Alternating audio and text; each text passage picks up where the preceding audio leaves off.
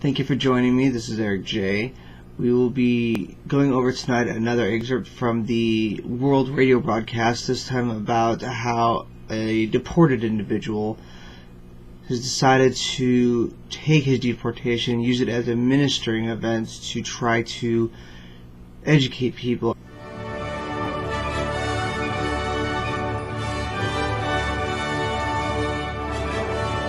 Don't forget, make sure you remember to hit that subscribe button so you don't miss out whenever I upload a new video. Below is a link to the Tom Woods Liberty Classroom where you can learn more about free market economics, which is espoused by such amazing scholars as Milton Friedman and Murray Rothbard.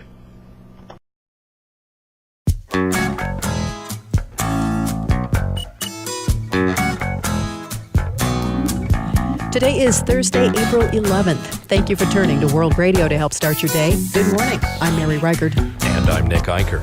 Coming next on The World and Everything in it, ministering to deportees. In 2018, the United States deported more than 250,000 immigrants, either because they crossed the border illegally or because they committed crimes as holders of green cards. Back in their countries of origin, many face extortion by gangs, as well as a lack of social or work connections, not to mention separation from family still in the United States. World Radio's Sarah Schweinsberg visited Tijuana, Mexico. She brings us the story of one deportee who is helping other deportees as they build a new life. Just blocks from the U.S.-Mexico border, Daniel Ruiz runs a call center out of a small office building. In one room, 8 employees sit in small, gray cubicles. They're on their phones to companies in the United States. We sell promotional items to businesses in the United States, all over the United States. We sell pens, keychains, calendars. Each of the salesmen here pitching products have something in common. Right now, these guys are in training. The majority are deported people. Well, everybody's deported right here. Ruiz operates his business as an unpaid training center for deportees. In exchange for their work, Ruiz offers a 2-month sales training course that will help them find a well-paying job. And the idea is to get them trained. They'll be able to go to any call center and, basically apply what we teach them. So they're building their confidence and their communication skills. Ruiz understands the fear many of these deportees are experiencing. Many are here without family or connections. He's experienced that stress firsthand. Well, I'm deported for life. I got deported for life, so I can't go back. Ruiz's parents came illegally to the United States in the 1970s. When he was about to be born, his mom became scared that she could be arrested in a U.S. hospital. So she crossed the border to have Ruiz. So she decided to come over here and have me in TJ and then bring me back to the United States. So I never lived in Mexico. He became an official U.S. resident, but never a citizen. Ruiz's parents eventually divorced, so he went to live with his mother and his uncle. That uncle was a drug trafficker and recruited Ruiz. Eventually, he was smuggling drugs across the U.S.-Mexico border via boat. In 1999, at age 21, and I got caught with a 1,000 pounds of marijuana. And they basically said that I was involved was, organized crime. So, that's why I got deported for life.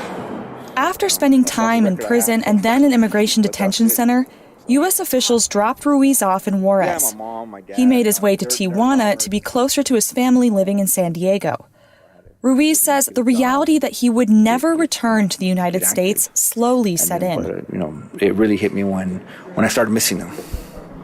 Once I started missing, like any person that's deported, they're gonna tell you the same thing. Is just like the suffering is when we miss our families. That's how we're connected. In prison, Ruiz became a Christian, and thanks to the support of his church, he slowly began building a life in Mexico. He got a job, bought property, married, and now has 4 children. Ruiz says learning to live in Mexico wasn't easy. I didn't know anything about Mexican culture. Just speaking Spanish, because sometimes, I think in English and then I speak in Spanish, and people get offended. So I just had to learn basically how to survive down here as a Mexican. Ruiz saw other deportees facing similar challenges and wanted to help. He says deportees often face discrimination from Mexicans who look down on them, and apathy from the government, which is more concerned with migrants. It's shameful, to be deported. The good thing is, deported people there's no voice for them. So he started the call center to help deportees find work. Ruiz says getting a job is a big step towards a deportee coming to terms with their new reality. Like basically what I tell people, when you get deported, you got to kind of like understand that you're in Mexico, understand you got to make something yourself. And that's the problem that people have. They think that, they're only going to be here temporarily. And, so they do things temporarily. Got it. Yeah, so that's the problem. Ruiz uses the profits from his business to provide emergency aid to new deportees dropped at the border. He supports a shelter just a block from the border. Here, deportees, along with migrants, can take a shower, get food and clothing, and find housing. Or they can enjoy the simple pleasure of sitting down and watching a movie.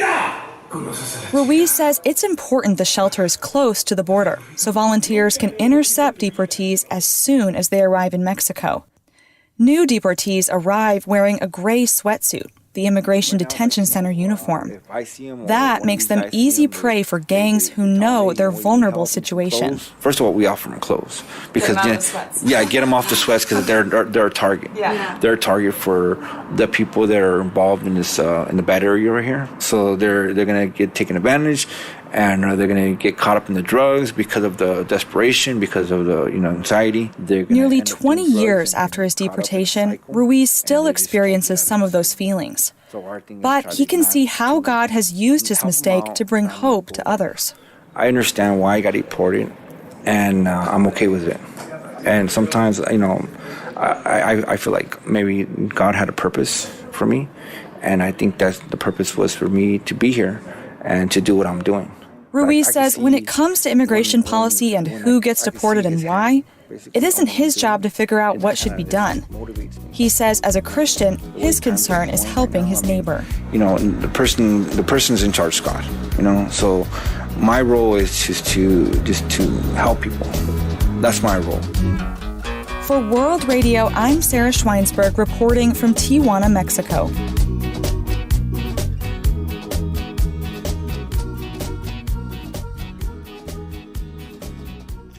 Also, for those fans of Ron Paul, go ahead and look below in the description box for a link to his homeschool curriculum. Thank you for joining me. Make sure you remember to like the video, subscribe, and comment.